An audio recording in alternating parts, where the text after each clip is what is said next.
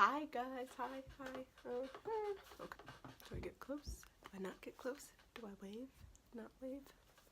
Who knows?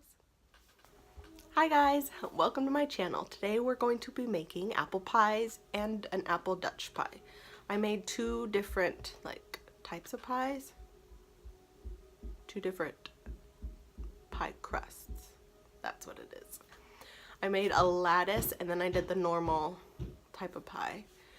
And then the Dutch pie, which is like the crumbly stuff on top, which is really good. Well, they're all really good. It's just pie.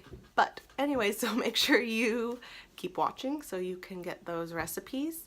And I hope you enjoy. Leave me a comment and tell me which type of pie is your favorite. Don't forget to subscribe. Bye!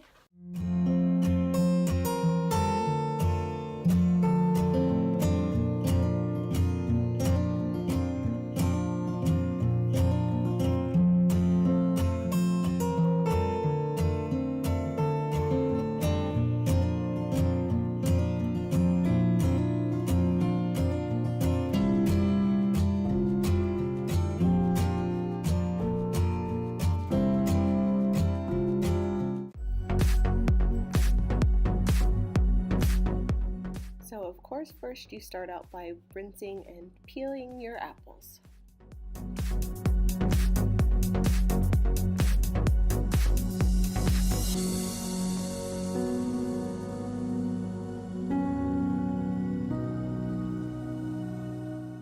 Then we move on to cutting. I cut mine pretty thin just to make sure that they get baked evenly while they are in the pie.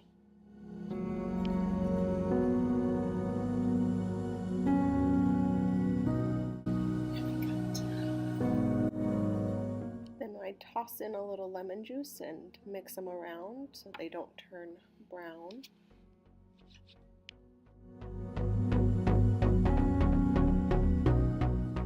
For my pie crust, I just used a basic pie crust recipe with butter, flour, salt, and iced water.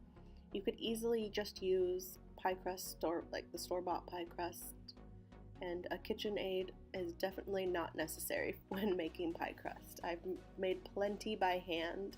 The KitchenAid definitely does make it a lot easier.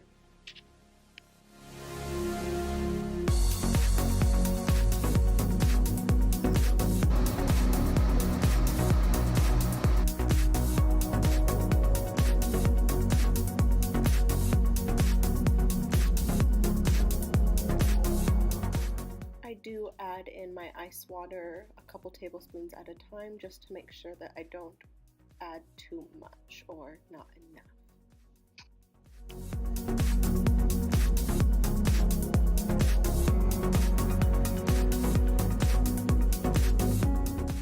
I pulse it until it starts to form a dough. You don't want it too dry, but you also don't want it too sticky. I like mine a little bit pliable so it's easier to work with, and then I stick it in the fridge so that it's nice and firm when baking.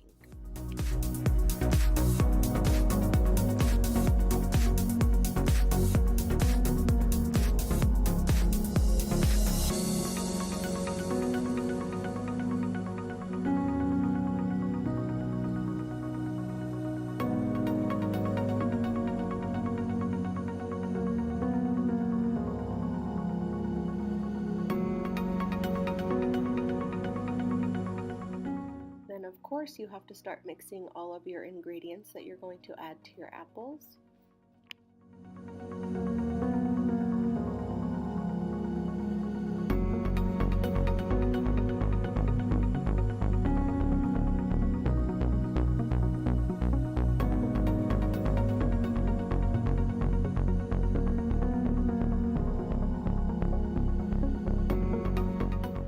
I toss my apples a little bit before I place them into my pie crust to make sure that I have plenty of apples for my pie and that the apple pie mixture gets evenly distributed through all the apples.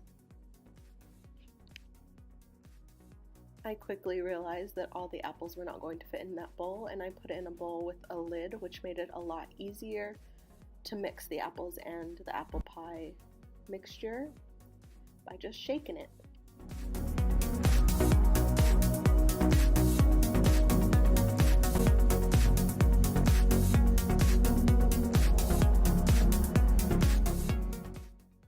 and fill my pie crust and stick it in the fridge to keep cool while I finish my top pie crust.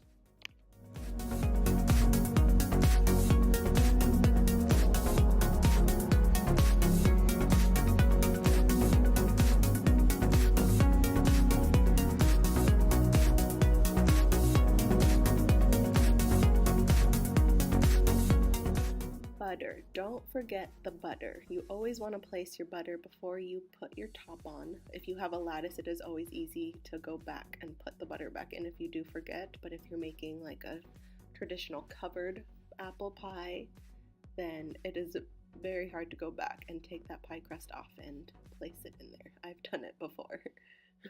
So always remember the butter before putting on your top pie crust. So right here I'm just weaving my lattice in and out to make it the typical lattice pie.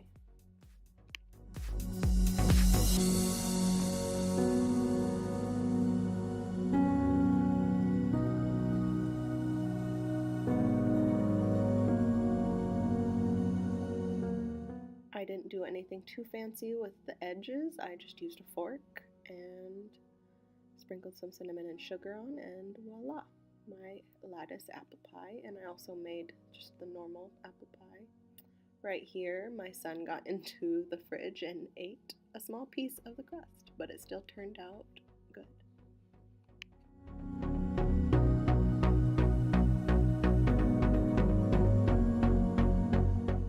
Now for our Dutch pie, I'm just going to toss some apples with an apple mixture.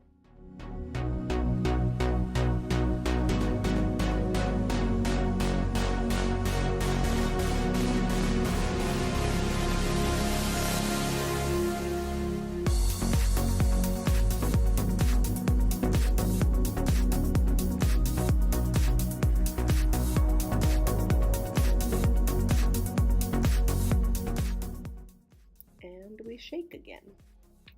I found it is the easiest way to distribute all of the apple mixture onto the apples. When mixing your crumble topping, you want to make sure that it is like a coarse cornmeal mixture.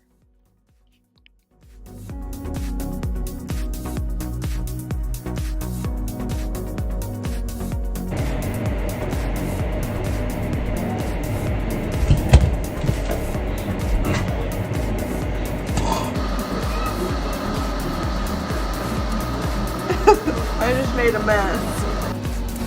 Messy arms.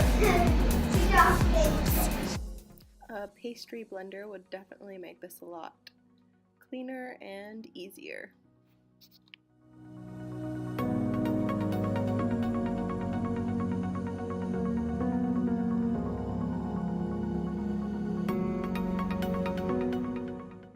I pour my apples into my deep dish pie crust. And then, of course, you are going to add your topping.